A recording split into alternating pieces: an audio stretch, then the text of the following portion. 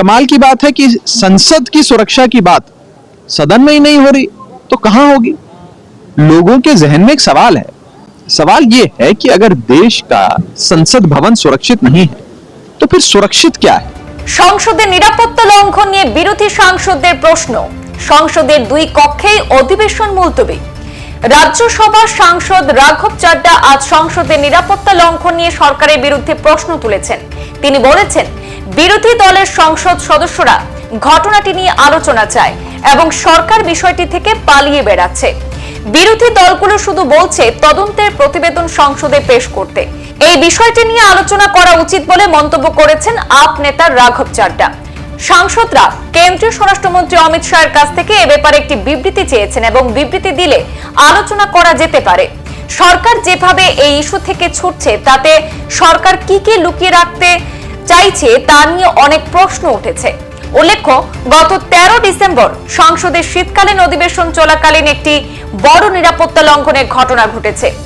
Visitor gallery থেকে দুই অজ্ঞাত ব্যক্তি লোকসভা কক্ষে ঝাঁপিয়ে পড়েন। লোকসভার লাইভ কার্যক্রম চলাকালীন সংসদের নিরাপত্তা ব্যাহত হয়েছে। এই বিষয়ে সরকারের কাছে লোকসভা এবং রাজ্যসভা উভয় কক্ষে বিবৃতি দাবি করেছে বিরোধীরা। देखिए, गैर भाजपा राजनीतिक दल के जो सांसद हैं लोकसभा में और राज्यसभा में, वो कोई सूरज चांद सितारे तो मांग नहीं रहे। वो तो सरकार को बस इतना कह रहे हैं कि एक देश की सबसे सुरक्षित इमारत पे हमला हो जाता है, एक प्रकार से उसकी सुरक्षा में इतनी बड़ी चूक हो जाती है तो परमात्मा का शुक्र है कोई जान माल का नुकसान नहीं हुआ। वो भी हो सकता था। जब इतनी बड़ी चूक हो गई तो उसकी जांच रिपोर्ट सदन के भीतर रखें और जिम्मेदार लोग जो सुरक्षा के लिए जिनकी जिम्मेदारी बनती है वो आकर सदन के भीतर अपना जवाब दर्ज कराएं और एक छोटी सी चर्चा हो जिसमें सर अपने विचार रखें। लेकिन कमाल की बात है कि संसद की सुरक्षा की बात सदन में ही नहीं हो रही तो कहां होगी। लोगों के जहन में एक सवाल है, सवाल यह है कि अगर देश का संसद भवन सुरक्षित नहीं है तो फिर सुरक्षित क्या है। जिस सदन में माननीय प्रधानमंत्री जी बैठते हैं, माननीय गृह मंत्री जी बैठते हैं, माननीय उपराष्ट्रपति जी बैठते हैं, अगर वो सदन सुरक्षित नहीं है तो फिर क्या सुरक्षित है। और ये कोई दलगत राजनीति की बात नहीं है। हम लोगों को प्रधानमंत्री जी की सुरक्षा की भी चिंता, हम लोगों को गृह मंत्री जी की सुरक्षा की भी चिंता, हम लोगों को माननीय उपराष्ट्रपति जी की सुरक्षा की भी चिंता। वो भी इसी सदन के भीतर बैठते हैं।